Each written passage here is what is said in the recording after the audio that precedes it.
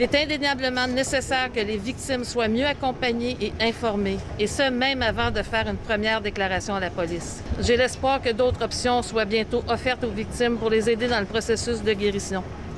Que ce soit par la médiation, la thérapie, la justice réparatrice ou la création d'un tribunal spécialisé.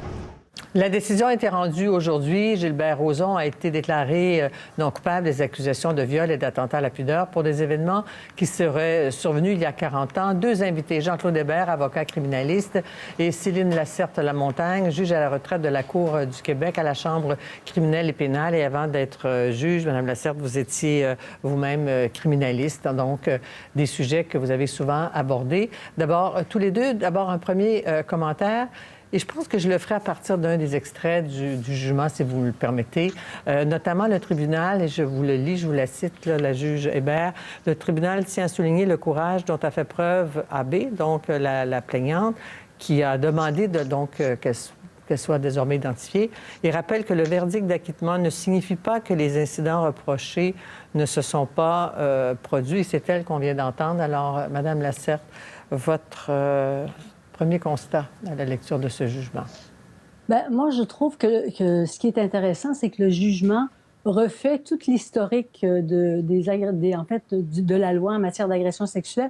Et je pense que c'est important dans le contexte pour démontrer l'évolution qu'il y a eu. Et aussi, ce qui est intéressant dans le jugement, c'est qu'effectivement, elle analyse les deux versions elle note le courage de la plaignante d'avoir dénoncé, de s'être présentée à la cour, d'avoir subi le contre-interrogatoire des avocats. Et elle replace ça aussi dans le contexte d'un procès criminel. C'est quoi un procès criminel? C'est quoi le fardeau de preuve? La présomption d'innocence et la conviction hors de tout doute raisonnable. Alors, et je pense que j'inviterais les gens à lire le jugement. Oui, c'est un cours de droit, en fait. Oui, tout à fait, mais qui est accessible.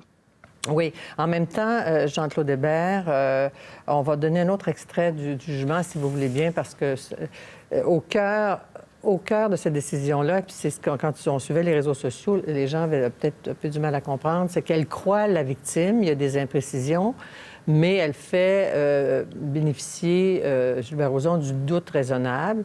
Et dans l'esprit des gens, c'est peut-être pas clair. Alors, je vais citer un autre extrait qui est le tribunal ne peut pas priver M. Rozon du doute raisonnable sur la question de la crédibilité. Et ça, même si sa version apparaît moins plausible que celle de AB, donc de Mme Charette, même si le tribunal ne croit pas à la version des faits donnés par M. Rozon, celle-ci soulève tout de même un doute raisonnable. Alors, expliquez-nous, Jean-Claude Hébert, qu'est-ce que ça veut dire? On croit, madame, il y a des imprécisions. Le témoignage de M. Rozon est critiqué, mais il bénéficie quand même du doute raisonnable. On est devant quoi ici, selon vous, Jean-Claude Hébert? Bien, évidemment, c'est toujours délicat quand on formule ces principes-là. C'est délicat de choisir les mots appropriés. Et c'est vrai, j'ai eu la même réaction quand j'ai lu la phrase, même si le tribunal ne croit pas la version des faits donnés par M. Rozon, celle-ci soulève tout de même un doute raisonnable. Deuxième réflexion, c'est de dire, ça ne veut pas nécessairement vouloir dire qu'elle n'a pas cru du tout M. Rozon.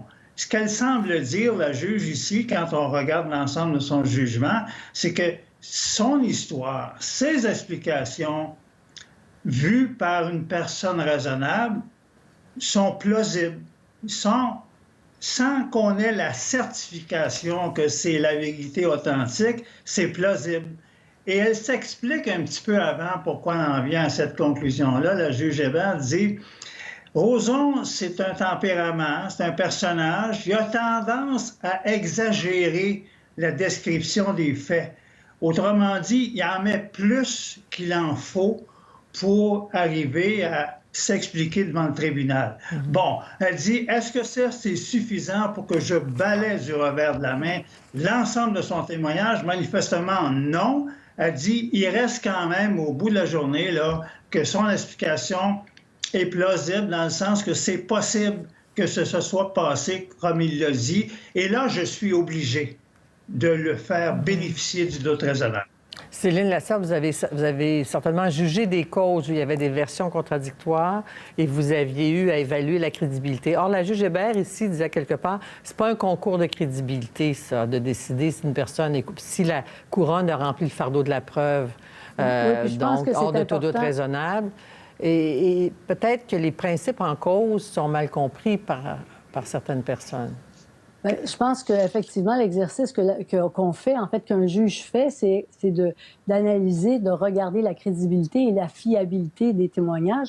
Et vous et moi, on n'a pas eu l'opportunité d'être dans la salle de cour et d'entendre effectivement et de voir la plaignante témoigner et également l'accusé témoigner. Alors, je pense que c'est vraiment en fait, le juge qui voit les témoignages a à jauger cela et il n'a pas à choisir entre la version de la plaignante ou la version de l'accusé. Il doit se demander si, bon, dans ce cas-ci, elle croit la plaignante, elle a des doutes sur le témoignage de l'accusé, mais elle le regarde dans l'ensemble de la preuve et lui fait bénéficier du doute raisonnable. Alors, elle applique les critères qui sont énoncés par la Cour suprême, à savoir les 3 tests que la Cour suprême nous demande d'appliquer dans ce genre, dans les cas de version contradictoire. Et vous savez, les cas de version contradictoire, il y en a en matière d'agression sexuelle, il y en a en matière de violence conjugale et il y en a aussi dans d'autres procès criminels. C'est sûr qu'en matière d'agression sexuelle et de violence conjugale,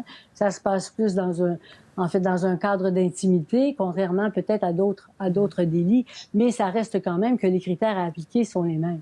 Et la juge, dans les paragraphes 49 et 50, prend de front, dans le fond, les mythes et stéréotypes selon lesquels les femmes ne sont jamais crues d'une certaine manière. Mais avant de vous... Alors, ce que je vais vous citer, ça arrive au paragraphe 56, elle dit « Ainsi, le mot d'ordre, croire la victime qui est associée au mouvement, moi aussi, n'a pas sa place en droit criminel. Prendre pour acquis que la plaignante dit la vérité et imposer à l'accusé de démontrer que ce n'est pas le cas est contraire à la présomption d'innocence. » Jean-Claude Hébert. C'est qu'il y en a aussi, dans l'incompréhension ou la perte de confiance, c'est qu'il y en a qui voudraient voir cette règle-là de la présomption d'innocence ne pas s'appliquer, que les victimes devraient être crues à tout prix. Oui, bien, écoutez, il y a une chose qui est certaine, là, et ça on peut se baser sur l'ensemble des jugements qui sont rendus en semblable matière. Dans l'hypothèse où la juge Hébert n'aurait pas cru fondamentalement l'histoire de M. Rozon, en son âme et conscience, elle n'aurait pas eu le choix que de se tourner de l'autre côté, de regarder, comme disait Céline tantôt, l'ensemble de la preuve, parce qu'il y a 2 autres témoins, bien sûr la plaignante et la dame, son amie, qui n'a pas dit beaucoup de choses, mais qui a apporté certains faits, et voir si ce morceau de preuve-là, à charge, était suffisant pour justifier une conclusion de culpabilité. Mais à partir du moment où la juge dit l'histoire de Rozon, je ne suis pas certain que je vais l'avaler à 100%, mais c'est quand même plausible son récit. Et même s'il peut y avoir des fantaisies là-dedans, des choses qui me paraissent un peu exagérées, je ne peux pas l'écarter totalement. Et c'est là que s'intègre l'obligation pour la juge d'accorder le bénéfice du doute à M. Rozon.